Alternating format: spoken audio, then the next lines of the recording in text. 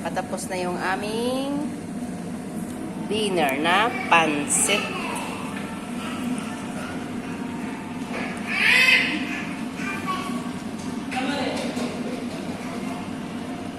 Siya. Ilang minuto na lang, kakain na din kami.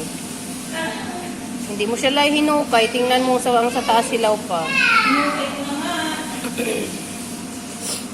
Inaanahan natin. Susunod.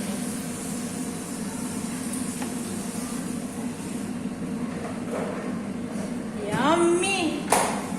Yummy! Yummy! Yummy! Yan na siya.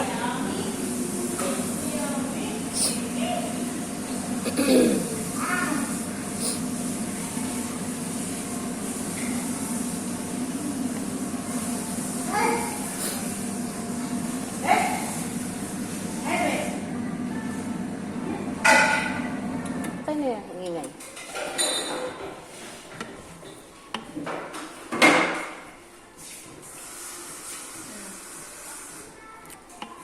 Sakto na? Yung malaang yung kulay dilaw. Sakto na yung dilaw eh. Luto na. Tsura pa lang. Luto na. Okay na, ngayon luto na siya. Sakto lang. Wala na siya. Kakain na kami.